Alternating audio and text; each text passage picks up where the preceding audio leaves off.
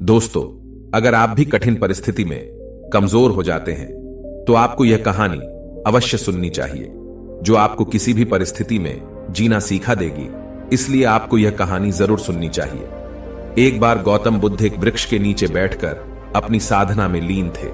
वह कई दिनों से इस साधना को कर रहे थे। जिस जगह पर बुद्ध ध्यान कर रहे थे, उसी रास्ते से शिकारी कहीं जा रहा था। शिकारी ने महात्मा बुद्ध के बारे में काफी तारीफ सुनी थी, जैसे उनके स्वभाव के बारे में, उनके ज्ञान के बारे में। लेकिन यह सब सुनकर भी वह उनसे संतुष्ट नहीं था और उसे महात्मा बुद्ध पर विश्वास नहीं था। उसने जब महात्मा बुद्ध को साधना करते हुए देखा तो उसके मन में विचार आया कि क्यों न बुद्ध की परीक्षा ली जाए। इससे उनकी असलियत का पता लग ही जाएगा कि क्या सच में वह बहुत ज्ञानी है। शिकारी वहीं खड़े होकर सोचने लगा कि क्या किया जाए। तभी उसकी नजर एक पत्थर पर पड़ी तो उसके मन में तुरंत एक विचार आया और शिकारी ने पत्थर उठाकर साधना में लीन बुद्ध पर फेंक कर मारा। वह पत्थर बहुत जोर से बुद्ध को लगा था, लेकिन उन्होंने कोई प्रतिक्रिया नहीं दी। वह चुपचाप अपनी साधना में लीन ही थे। बुद्ध का मानना था कि शरीर को तकलीफ होती है, आत्मा को कभी नहीं। दोस्तों, उसी तरह शिकारी द्वारा फेंके गए पत्थर से उनके शरीर को तकलीफ हुई है, न कि आत्मा को, और बिना किसी प्रक्रिया के साधना में लगे रहे। शिकारी कुछ समय तक बुद्ध की तरफ देखता रहा और सोचता रहा कि अब महात्मा बुद्ध कुछ तो प्रतिक्रिया करेंगे। लेकिन महात्मा बुद्ध अपनी साधना में लीन थे। उन्होंने कोई प्रतिक्रिया नहीं की। कुछ देर बाद फिर शिकारी ने पत्थर से बुद्ध को मारा। पत्थर अब की बार महात्मा बुद्ध की आंखों के ऊपर लगा और उस जगह से बहुत तेज रक्त बहने लगा। महात्मा बुद्ध को महसूस हो गया था कि उनके शरीर से रक्त बह रहा है, लेकिन वह तब भी अपने ध्यान से नहीं उठे। यह देखकर वह शिकारी और क्रोधित हो गया। उसे समझ नहीं आ रहा था कि इतनी चोट के बाद भी वह कोई प्रतिक्रिया क्यों नहीं दे रहे हैं। तब उसने और गुस्से में उन्हें एक और पत्थर फेंक कर मारा। अब की बार बुद्ध के शरीर से बहुत ही ज्यादा रक्त बहने लगा था। उन्हें इतनी पीड़ा हो रही थी कि उनकी आंखों से आंसू बह गए थे, लेकिन तब भी उन्होंने साधना नहीं छोड़ी।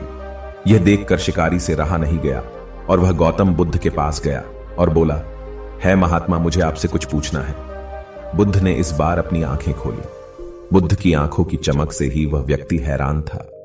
बुद्ध ने कहा, पूछो, क्या पूछना चाहते हो? शिकारी ने कहा, जब मैंने आपको पत्थर मारा तो आपने प्रतिक्रिया क्यों नहीं दी, जबकि आपको चोट लगी है और आपको पीड़ा भी हो रही है, लेकिन तब भी आपने कुछ नहीं कहा।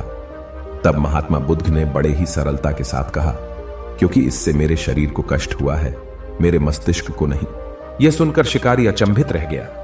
उसने फिर महात्मा बुद्ध से पूछा, तो फिर आपकी आंखों से आंसू क्यों बह रहे हैं?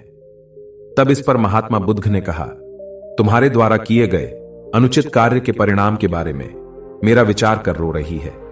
तुमने इतना बड़ा पाप किया है, तुम्हें कैसी सजा मिलेगी? मेरे मस्तिष्क में यही विचार आ रहा है। बुद्ध की बातों को सुनकर शिकारी एकदम हैरान हो गया और वह महात्मा बुद्ध के चरणों में गिर गया। शिकारी ने महात्मा बुद्ध से माफी मांगते हुए कहा कि महात्मा, मुझे क्षमा करें। मुझे आप पर विश्वास नहीं था। मुझे लगता था कि आपकी हर चीज झूठी है, लोग बेकार में ही तारीफ करते हैं। लेकिन मुझे आज यह यकीन हो गया कि आपका ज्ञान सत्य है। मुझे क्षमा करें और मुझे अपने पास शरण दें।